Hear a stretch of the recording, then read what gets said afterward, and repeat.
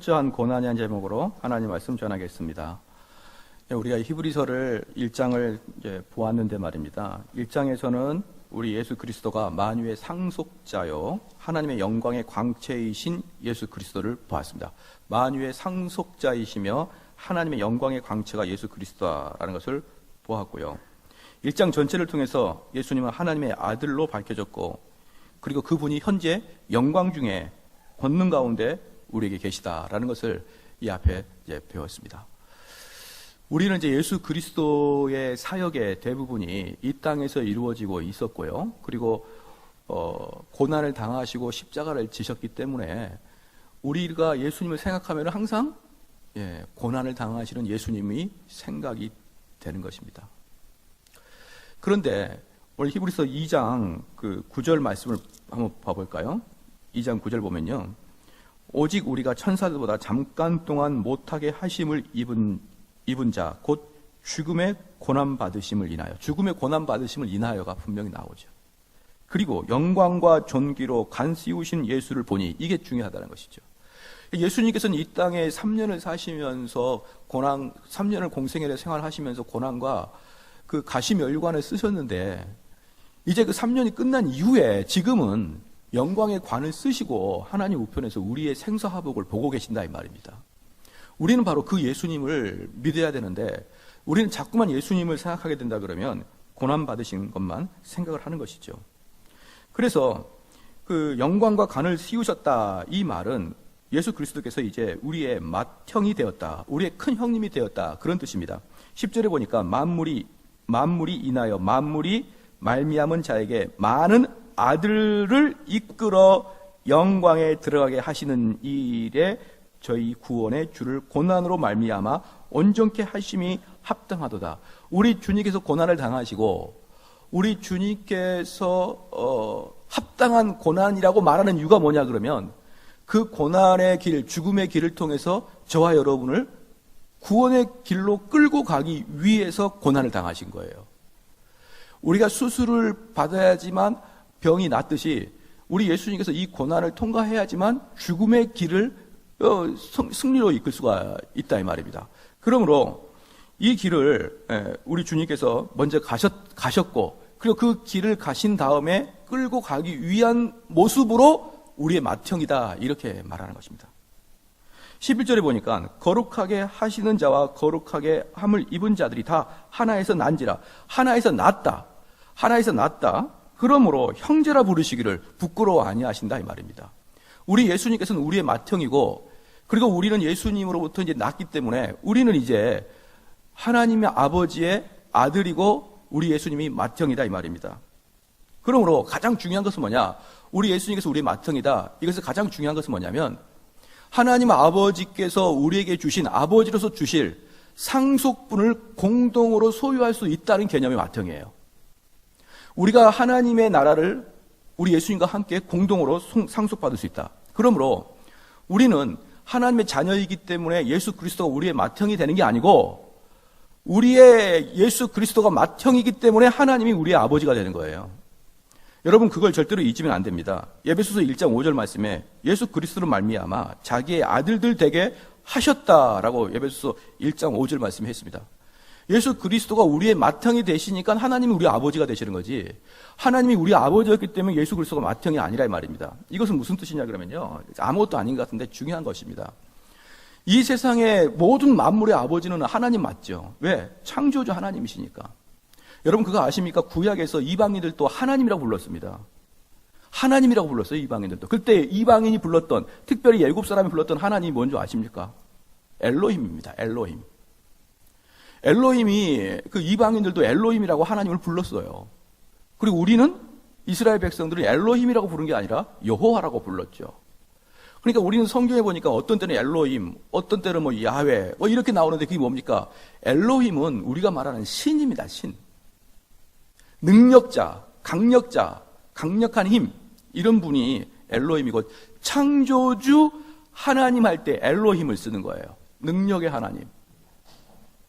그러므로 이 능력의 하나님, 창조주의 하나님은요, 이 세상 만물의 아버지인 것입니다. 그런데 구속받은 자의 아버지는요, 엘로힘이 아니에요.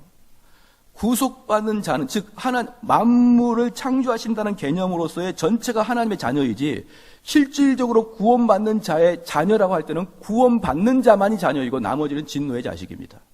나머지는 하나님 자식이 아니에요. 나머지는 진노의 자식이고 그들은 지옥에 가야 마땅할 사람이고 당연히 지옥에 갈 사람이기 때문에 그들은 하나님의 자녀라고 말할 수 있는 게 아닙니다. 만물을 창조한다는 개념, 엘로힘의 관점에서는 아버지지만 여호와의 관점에서는요, 구원받은 자의 아버지인 것이죠. 그러니까 우리가 하나님이 우리의 아버지이기 때문에 예수 그리스도가 우리의 큰형님이 아니라 예수 그리스도가 큰형님이니까 하나님이 우리의 아버지가 되는 것입니다. 그러면 일반적으로 예수 그리스도가 큰형님이고 하나님 아버지가 우리 아버지라는 개념은 뭐냐 그러면 하나님과 우리의 관계가 화해되고 회복됐다는 뜻이에요. 다른 일반인 자연인들은 하나님과의 관계가 회복되지 아니하므로 당연히 진노의 자식이고요. 저와 여러분들이 하나님의 자녀라 그러면 하나님과 회복된 관계에 있다는 것입니다. 그러므로 우리는 원래 하나님 아버지가 우리 아버지였기 때문에 예수 그리스도가 우리 형님이 아니듯이 우리는 원래 태어날 때 진노의 자식으로 태어났다 이 말이에요.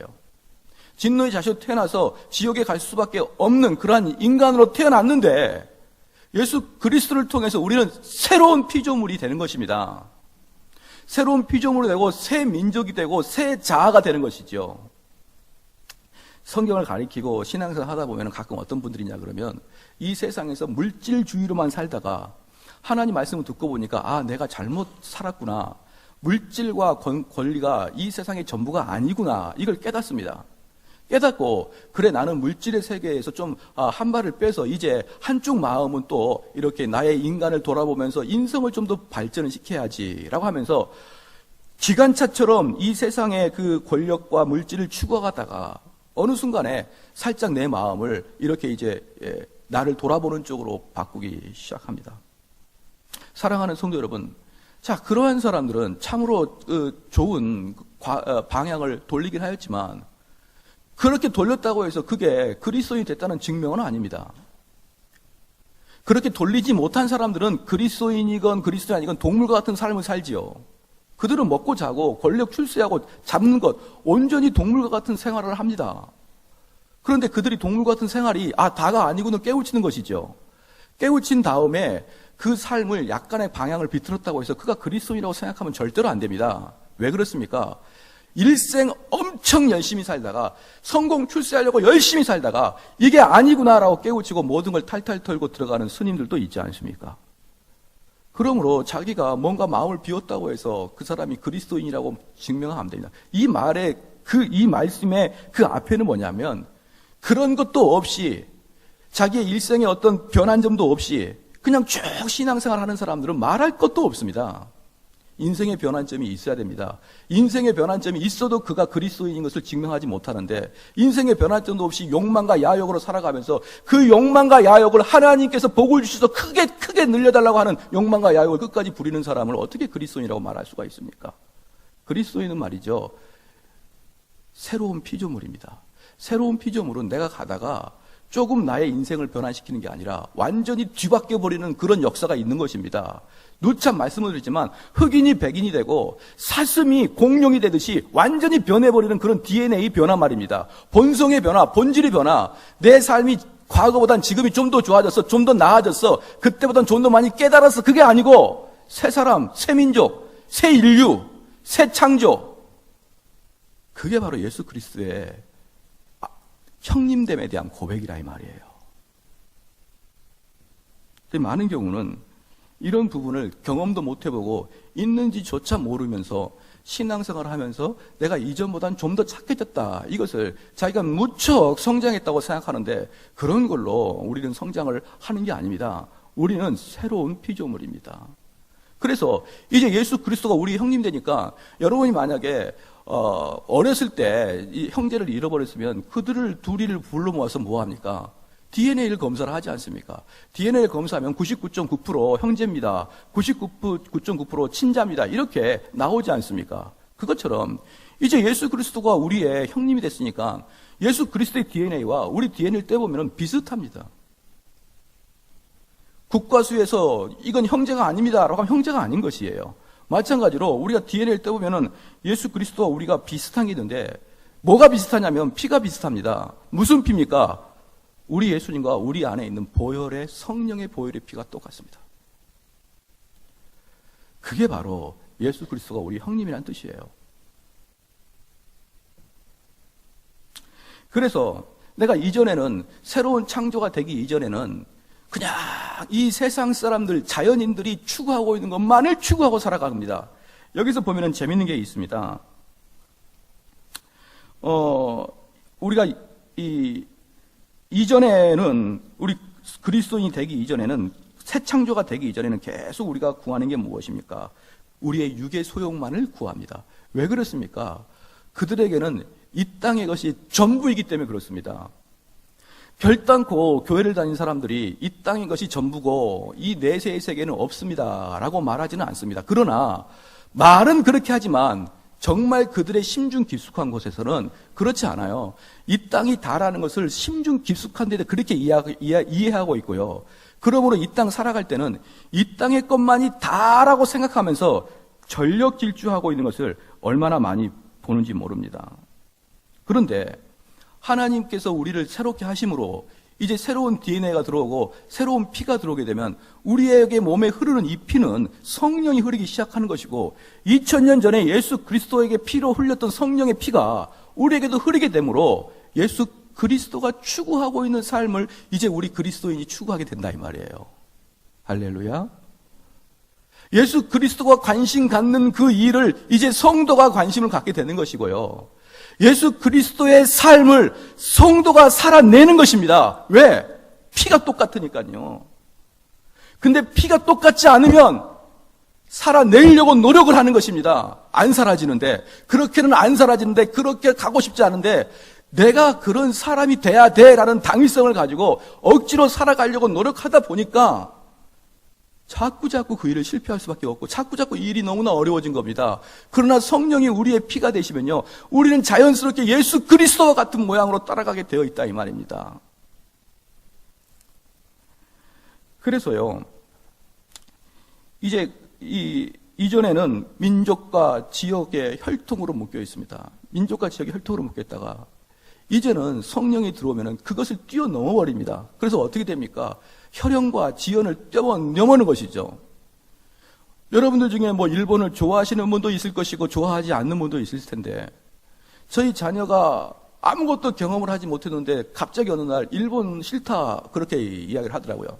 그래서 너 어떻게 일본에 대해서 무슨 학대를 받았느냐? 그건 아니지만 학교에서 배울 때 일본이 우리를 얼마나 학대하고 핍박을 줬습니까? 라고 하는 것이죠. 그러니까 무슨 말입니까? 계속 제자훈련 하는 거예요. 아마 예수님 돌아오시기 전까지 우리는 일본과 화해가 될지 모르겠습니다만은, 그런 식으로 아무 경험을 하지 못한 아이가 먼저 선입견적으로 일본이 싫다라고 그리고 이제 사회를 나오는 것이죠. 또 어떻습니까? 우리 그리스도인이라고 하지만 영남 호남이 나눠진 거 이렇게 결합이 되지 않지 않습니까? 저는 투표를 안 하는 이유가 있습니다. 안 하는 이유가 뭐냐 그러면, 그냥 영남은 맨날 그 당을 찍고 호남은 맨날 그 당을 찍는 게 나는 이제는 머리가 진절머리 났습니다. 한 번 보고 한 번씩 바꿔주기도 찍기도 이래야지 되는데, 저는 이런 것들이 너무나 이렇게 좀 마음에 좋지 않아서 나는 그냥 안 할 거야 라고 한 겁니다. 뭐 내가 해봐야 어차피 이렇게 딱 나눠질 것은 자명한 사실인데, 그래서 제 마음이 아픈 겁니다. 왜? 그냥 좀 더 보여주고 좀 더 우리가 그리스도인으로서 서로 지역색도 좀 넘어볼 수도 필요가 있는데, 지역색도 그리스도인이라는 그 울타리로 넘어볼 필요가 있는데 못 넘어요. 이 지역색조차도 저는 자연 강력하게 이야기하는 게 뭐냐면, 성령의 벽보다 더 높은 게 저는 지역색이라고 보고 있습니다. 아무리 그가 은혜 받고 아무리 성령 충만할지라도 그 고향에 따라서 투표할 것 같다는 저는 생각이 들어요. 근데 저는 이러한 것들이 너무나 안타깝습니다. 안타까워서 우리 그리스도인들은 이러면 되지 않는다. 우리 그리스도인들은 장벽과 노비와 자유인과 여자와 남자의 벽을 뛰어넘듯이 우리는 차별이 없어야 되는데 얼마나 차별을 많이 하는지 몰라요. 그럴 줄 알았다. 전라도 놈인지 알았다. 뭐 하는 겁니까 그게? 당신들이 그게 하나님이 하실 이야기입니까? 나 그럴 줄 알았다. 경상도 놈들은 그래. 이게 뭡니까? 그러한 인생을 가지고 그러한 생각을 가지고 어떻게 하나님을 자기 아버지로 구주로 모실 수 있습니까? 경상도에도 하나님을 믿는 자가 있을 것이며 전라도에도 하나님을 믿는 자가 있다는 걸 여러분 알고 계십니까? 그런데 그 동네 사람들은 그래. 악한 마귀와 같은 사람들이죠. 하나님의 은혜를 받은 사람은 그렇게 하면 안 됩니다. 하나님의 은혜를 받은 사람들은 완전히 초월해야 됩니다. 그래서 새 민족, 새 인류, 그게 창조가 돼야 되는데 그런 지역색 하나 뛰어넘지 못하는 한국교회가 무슨 소망이 있겠습니까? 사랑하는 성도 여러분, 여러분 머릿속에 그런 관점을 다 지워버리십시오. 지역색에 의해서 가지고 있는 사람들이 어떻게 성령의 역사로 그것을 뛰어넘을 수가 있겠습니까? 사랑하는 성도 여러분, 저희 교회에서는 그러지 않기를 주의 이름으로 축원합니다. 그 사람이 어느 지역이든지 그 사람이 혈액형이 뭐든지 하나님께서 O형 천국, A병 연옥 그렇게 하겠습니까? 아니지 않습니까? 그런데 왜 여러분들이 하나님이 평가하지 않은 그것을 스스로 평가하고 있느냐 이 말이에요. 저는 O형입니다. 근데 많은 사람이 저보고 A병이라고 묻습니다. 그래서 O형이라 그러면 그럴 줄 알았습니다 그럽니다. 대단히 신뢰인 것이고 대단히 그 사람에 대한 인격의 모독입니다. 여러분들이 그렇게 스스로 남을 평가하지 마십시오. 성령에 충만한 사람은 예전 것은 지나갔으니 할렐루야. 옛 것은 지나갔으니 내가 과거에 어떻게 살았든지 내가 어떤 지역의 출신이든지 내가 어느 나라 사람이든지 옛 것은 지나갔으니 새로운 피조물이라. 하나님의 사람인데 왜 그걸 모르십니까? 그래서 11절입니다. 거룩하게 하시는 자와 거룩하게 함을 입은 자들이 다 하나에서 난지라. 그러므로 형제라 부르시기를 부끄러워 아니하신다 그랬습니다. 사랑하는 성도 여러분, 이제 우리는 영접한 상태에 있는 것입니다. 왜? 말씀을 가까이 보기 때문에 그렇습니다. 말씀을 가까이 들을 수 있는 기회가 많기 때문에 그 사람은 하나님의 백성으로 거듭날 수 있는 환경에 가까이 있는 것이지, 내가 가문이 자연스럽게 나를 하나님의 백성으로 만들지 않는다는 것을 우리는 실질적으로 알고 경험적으로도 알고 있지 않습니까? 성경에서도 그렇고 말하고 있지 않습니까? 그러므로 우리는 혈통으로나 육정으로나 사람의 뜻이 아니고 오직 하나님께로부터 나는데, 그래서 이제 각 지방마다 각 집안에서도 어떤 사람은 거듭난 자가 있을 것이고 어떤 사람은 거듭나지 않는 사람이 있을 것입니다. 교회 안에서도 그러므로 거듭난 자가 있을 것이고 거듭나지 않는 자가 있을 것이에요. 그러면 어떻게 됩니까? 거듭난 자들은 거듭난 자들끼리를 모이기를 좋아하는 거예요. 왜냐? 새로운 형제가 됐으니까. 왜? 누구의 형제입니까? 우리 예수님이 큰 형님이신 새로운 형제가 되었으니까 이제 새로운 형제끼리 모이기를 좋아하는 겁니다.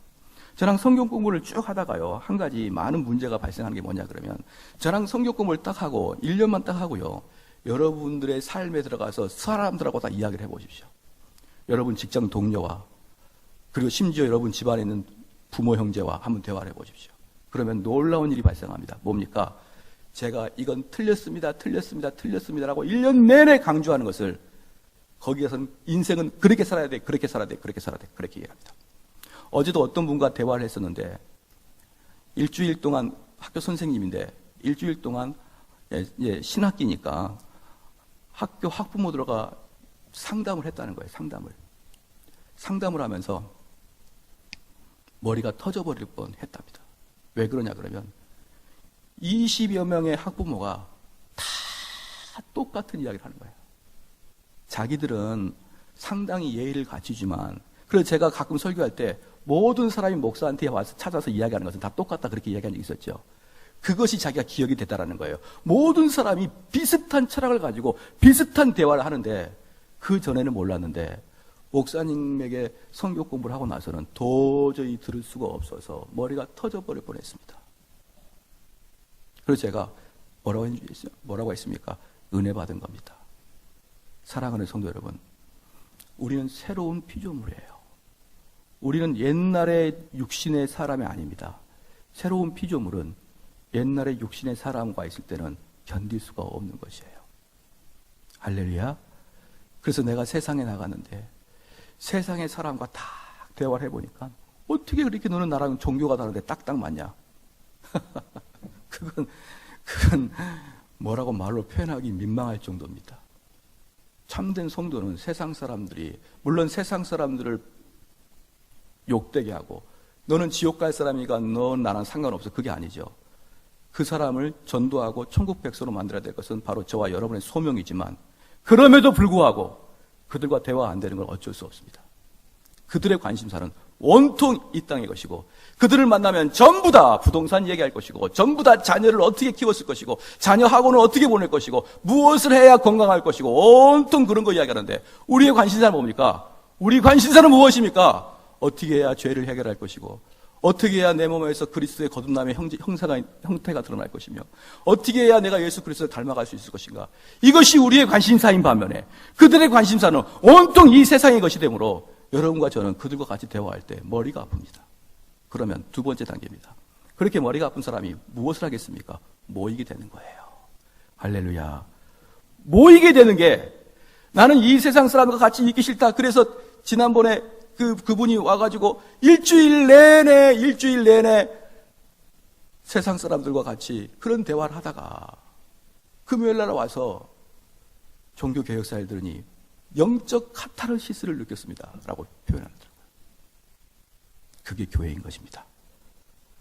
그래서 성도들은요, 이 세상에서의 생활을 빨리 접고 나와 같은 색깔과 나와 같은 목표를 가지고 있는 교회에 나와서 그 사람들과 허물없이 나의 목표를 이야기하고 허물없이 나의 인생의 목적을 이야기할 때, 그때 사람들이 서로 아무런 부담 없이 통용할 수 있는 그 교회로 빨리빨리 달려오고 싶습니다. 바로 그들이 모여있는 것이 교회고, 그들이 모여서 하는 것이 무엇입니까? 예배인 것입니다. 두 번째 단계, 그러므로 예수 그리스도를 큰 형님으로 모시는 자의 특징은 예배의 인생이 되는 겁니다. 사랑하는 성도 여러분,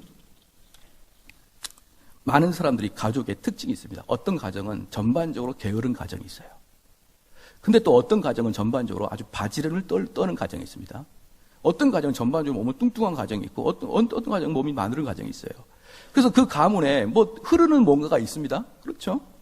그러면 이제 새로운 피조물은 예수 그리스도를 큰 형님으로 모시는 우리의 가족들의 특징은 무엇인가? 11절에 봅시다. 같이 한번 읽을게요. 시작. 거룩하게 하시는 자와 거룩하게 함을 입은 자들이 다 하나에서 난지라. 여기까지요. 하나에서 난지라 라고 했는데, 그 하나에서 나는 사람의 특징이 뭡니까? 거룩입니다. 할렐루야. 어떤 사람들은 성품이 빠르고, 어떤 사람들은 성품이 좀 고약하고, 어떤 사람들은 성품이 느리고, 어떤 사람들은 성품이 좀 급하고, 그런 모든 사람들의 가족들의 차이가 있듯이 우리 예수 그리스도 큰형님의 우리 가족들의 특징은 뭐냐? 거룩을 추구하는 거예요. 거룩을. 그러면 여기서 말씀을 하고 있는 거룩이라는 것은 우리가 윤리 도덕적으로 착하게 사는 것만을 이야기하는 게 아닙니다. 거룩은 여러분과 제가 잘 알고 있다시피 거룩이라는 것은요, 물리적으로 떨어져 있는 것, 세퍼레이트 되어 있는 것을 거룩이라고 합니다. 그래서 구약에서는 어떤 걸 거룩이라고 했습니까? 똑같은 물잔이라도 말입니다. 제사장이 성전에서 제사를 드릴 때 사용하는 물잔은 거룩한 잔이라고 표현하지요.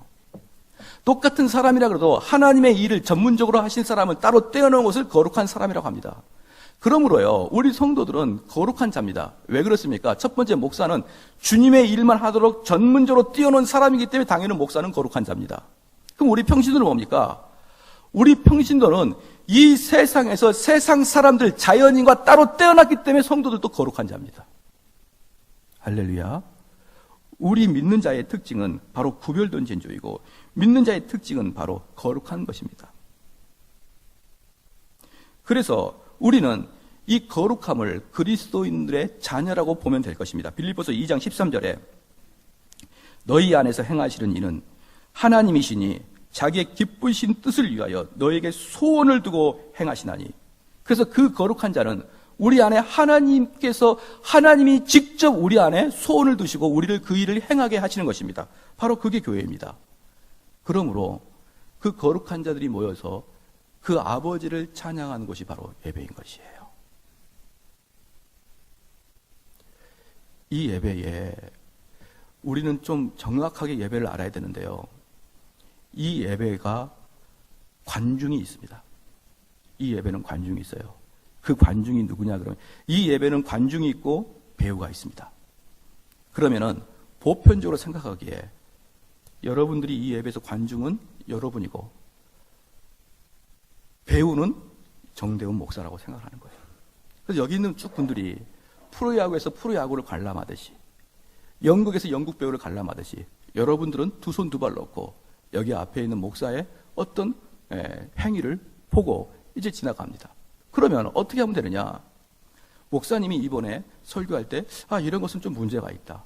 이건 좀 안 했으면 좋겠다. 라고 평가하고 판단하게 되어 있습니다. 왜? 왜 그럴까요? 관중이니까. 그런데 이 예배의 관중은 누구냐 그러면요. 저나 여러분이 아니라 우리 하나님입니다. 하나님이 저와 여러분을 이 예배를 통해 보고 있는 것이죠. 그게 무슨 말이냐 그러면 하나님은 우리의 아버지인 것입니다. 우리의 아버지인데 우리 아버지가 이제 칠수를 맞았다고 생각합시다. 칠수를 맞이하면은 큰 형님부터 시작해가지고 모든 형제들이 우후죽순 몰려옵니다. 그리고 아버지는 이제 칠수를 맞이해서 할머니하고 아버지가 둘이서 다 이제 우리 자녀들이 얼마나 재롱을 잘 뜨는지 보자 하면서 봅니다. 그러면 거기서 큰 아들부터 시작해가지고 둘째 아들, 딸, 사위, 며느리, 손자까지 그 할아버지를 기뻐주게 하기 위해서 노래도 부르고 춤도 추면서 큰절도 하고 그러는 것을 여러분 보고 계시지 않습니까? 마찬가지로 이제 우리는 하나님 아버지가 열어놓으신 이 예배의 잔치에서 그 하나님이 우리를 어떻게 보실 것인가에 대한 관점을 가지고 하나님께 기뻐하는 일을 해드리는 게 바로 예배인 것이에요. 그러므로 이 예배에는요, 우리는 모두 우리 몸속에 성령의 보혈피가 DNA로 있고 하나님의 실제적인 임재가 있어서 이 예배가 진행됨으로 말미암아 우린 이 예배는 어떻게 예배가 돼야 되느냐? 거룩하고 진지하고 때로는 두렵고 떨리고 그럼에도 불구하고 기쁨과 감사와 찬양이 어울려져 있는 게 예배인 것이에요.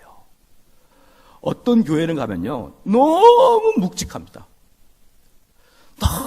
너무 묵직해서 예배를 드린 내내 이 마음이 답답합니다. 어떤 교회는요, 너무 경박합니다. 쿵짝쿵짝 하면서 너무 경박합니다. 거기는 성령의 역사가 없는 것 같아요. 두 개의 극단적인 거 말고 정말 경건하고 거룩하지만 거기 안에서 샘솟는 참된 기쁨이 있는 교회, 그 예배, 바로 그 예배를 우리 하나님이 기뻐하시는 거예요. 할렐루야. 우리는 그 예배가 돼야 됩니다. 그래서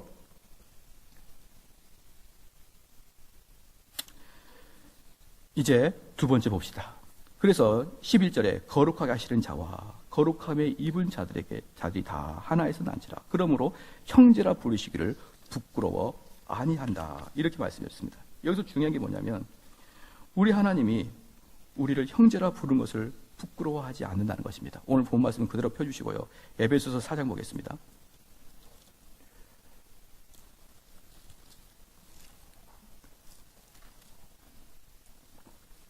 이제 예수 그리스도 형제, 우리가 형제 관계가 된 게 어떤 것인지 제가 좀 보여드릴게요. 에베소서 4장 21절 21절부터 24절까지 다 같이 한 목소리 읽겠습니다. 시작. 진리가 예수 안에 있는 것 같이 너희가 과연 그에게서 듣고 또한 그 안에서 가르침을 받을진대 너희는 유혹의 욕심을 따라 썩어져가는 구습을 좇는 옛사람을 벗어버리고 오직 심령으로 새롭게 되어 하나님을 따라 의와 진리와 거룩함으로 지으심을 받게 새 사람을 입으라. 이게 지금 새 사람을 입은 예수 그리스도의 형제의 모습인데 제가 예수 그리스도 형제의 모습이 어떤 것인지 잠깐 보고 이제 설교의 마무리를 할 거예요. 근데 예수 그리스도 형제는 처음에 21절에 진리가 예수 안에 있는 것 같이 우리에게도 진리의 성령이 같이 있는 것입니다. 할렐루야. 저와 여러분에게는 성령이 있는 것이에요. 너희가 과연 그에게서 듣고 또한 그 안에서 가르침을 받을진대.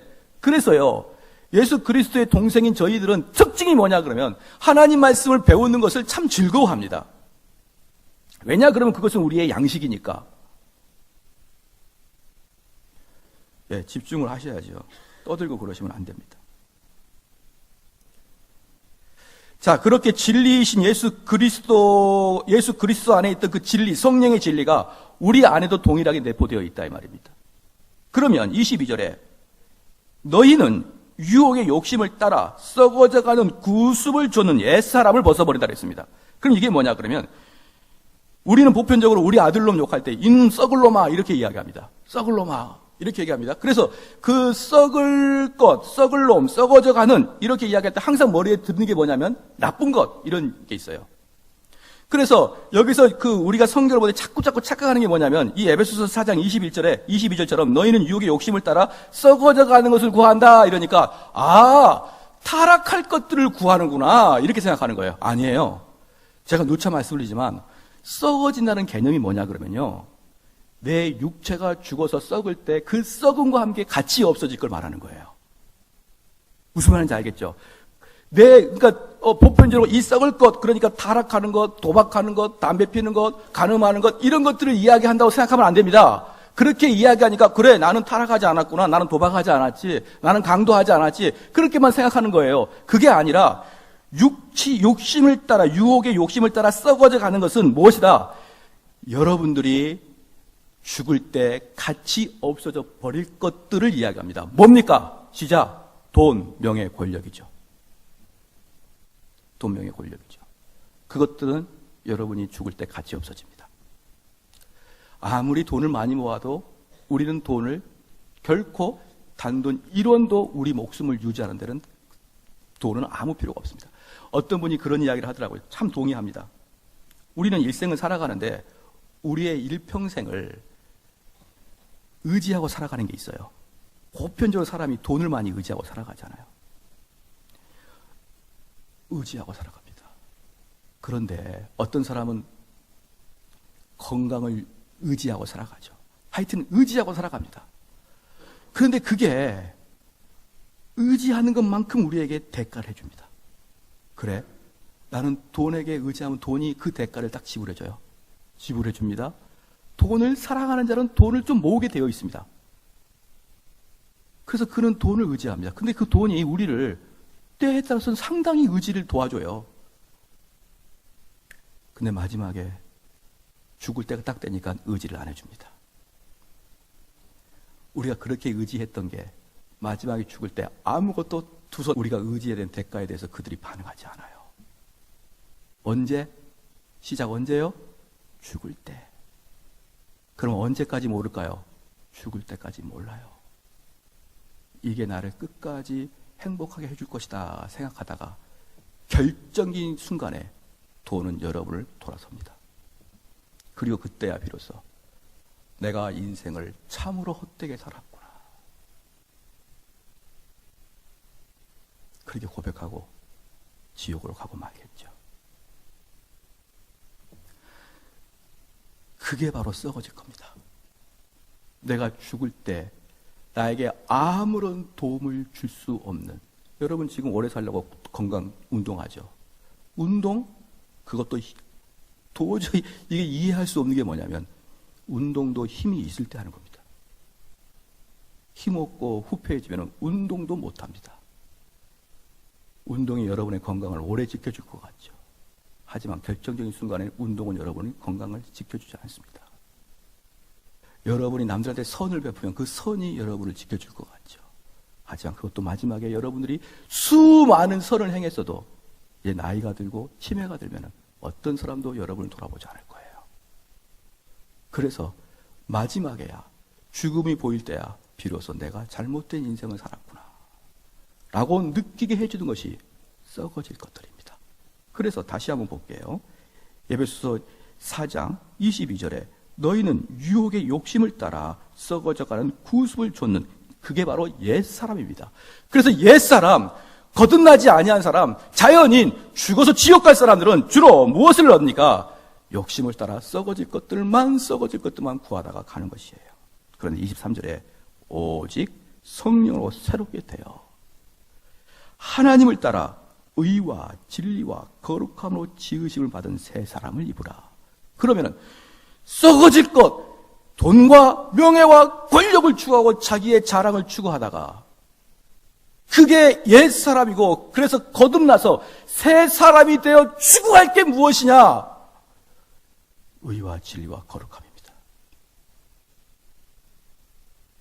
사랑하는 성도 여러분, 여러분은 이것을 추구하고 있습니까? 저는 그걸 묻고 싶은 거예요. 새 사람이 되었다고 말하지 마시고 말로 한다고 되는 문제가 아닙니다. 내가 공무원 합격했다고 말로 한다고 되는 문제가 아니듯이 내가 새 사람 되었다고 말하지 말고 정말 여러분 옛 사람은 죽고 새 사람으로 태어났습니까? 근데 그 새 사람은 의와 진리와 거룩을 추구한답니다. 이러한 것들이 저와 여러분에게 가득하기를 주의 이름으로 축원합니다. 그것이 바로 여러분과 제가 천국 간다는 확증한 보증이에요. 그런데 봐보십시오. 이제 이게 중요합니다. 옛 사람에서 나오긴 나와야 되는데 새 사람이 되지 않는 사람의 특징이 있어요. 그것이 어떤 특징이냐면 새 사람을 가장합니다. 새 사람을 가장해요. 어떻게 가장하느냐? 적당히 교회에다가 발을 딱 들여놓습니다.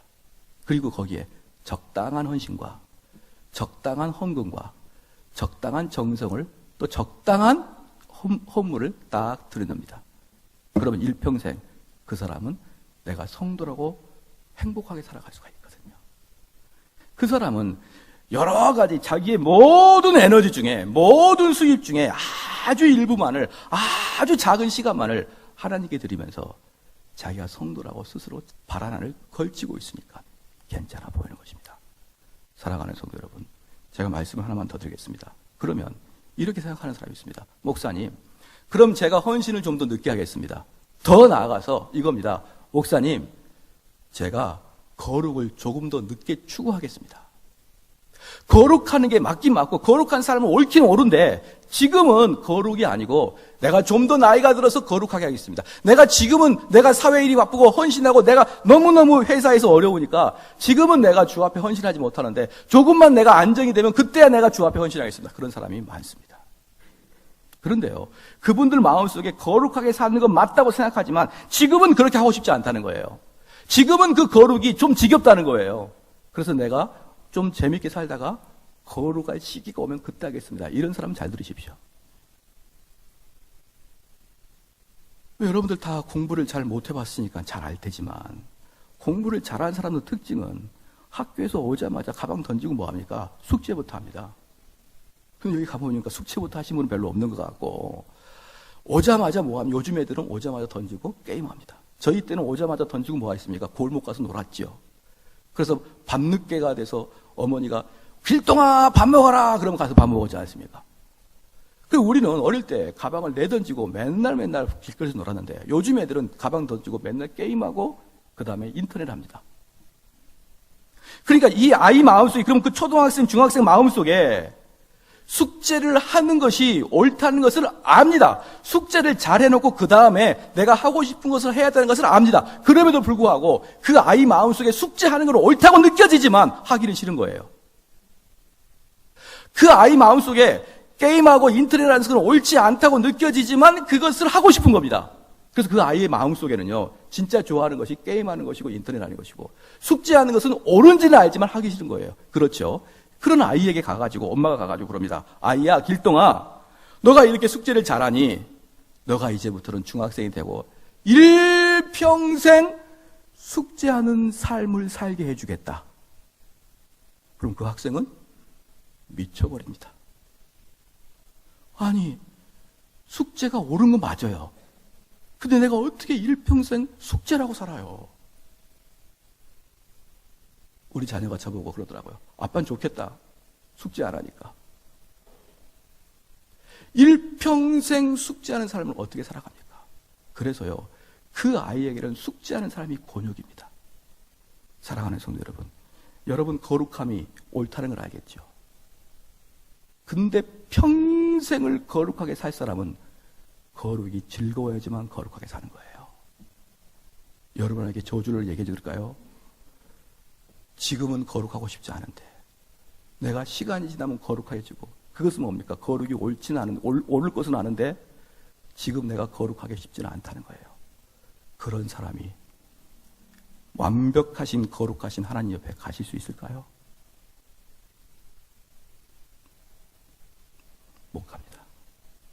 하나님 옆에 가는 거 옳은 건 맞아요. 재미없어 못 갑니다. 그래서 지옥을 갑니다. 거룩하지 않는 내가, 거룩함이 지겨운 내가 어떻게 영원토록 거룩하신 하나님 옆에 살 수가 있습니까? 사랑하는 성도 여러분, 새 피조물 입은 사람의 특징은 바로 거룩입니다.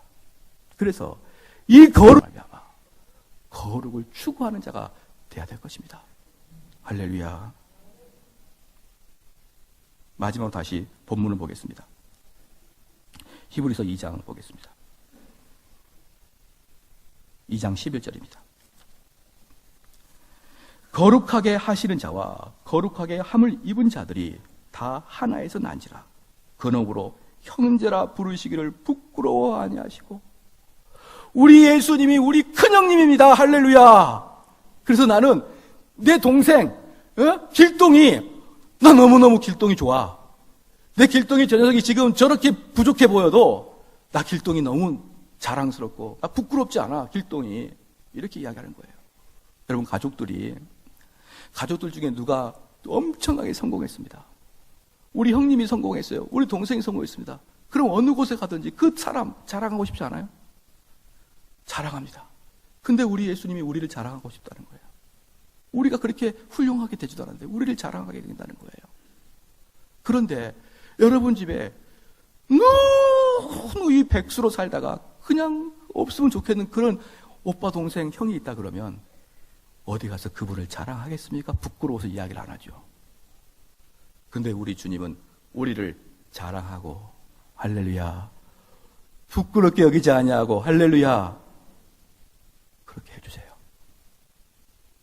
근데 우리는 예수님이 부끄럽죠. 말 못하겠죠. 예수 믿으라고. 내 친구들한테 예수 믿어라 말하는 게 너무너무 어려워요. 왜? 부끄러우니까. 아무것도 아닌 나를 우리 주님은 부끄럽게 여기지 않는데 이 세상 천하만국의 예수님을 우리는 부끄럽게 여겨서 전도할 때 왜 그렇게 입이 무거운지요. 여러분, 회개해야 됩니다. 우리는 우리가 성도라고 주장하고 있지만 많은 경우에 우리 주님이 보시기에 너무너무 아픈 그러한 일을 하고 있는 거예요. 그래서 내가 내 부끄러운 형제와 내 부끄러운 자매와 내 부끄러운 부모들을 다른 사람들한테 떳떳이 이야기하지 못하듯이 전도 한번 하려고 그러면 얼마나 심호흡을 하고 여러분 집에 정말 훌륭한 사람이 있고 남들에게 자랑하고 싶은 사람이 있다 그러면 그 사람의 이름을 내 친구한테 이야기할 때 여러분 통성기도 하고 갑니까? 안 갑니까? 안 가죠. 그냥 가서 툭툭 나오는 게 우리 형님, 우리 동생, 우리 아버지, 우리 어머니 나와요. 그런데 왜 전도할 때는 통성기도 하고 갑니까? 주여! 무슨 삼청하고 갑니까? 왜요? 용기를 마인드 컨트롤로 붙어도 오르려고. 나는 부끄럽지 않아. 그 자체가 이미 부끄러운 거예요. 우리 아버지가, 우리 예수님이 위대하고 부끄럽지 않으면 이야기하다가도 우리 예수님, 우리 주님, 또 주님 한번 믿어봐. 얼마나 좋은지 몰라. 따라합시다. 4월 17일은 내가 꼭 무슨 말 할지 알고 소리가 작아졌어요. 데려다가 앉히겠습니다. 올 게 왔구나. 여러분, 주님을 부끄러워하지 마십시오. 주님은 우리를 부끄러워하지 아니합니다.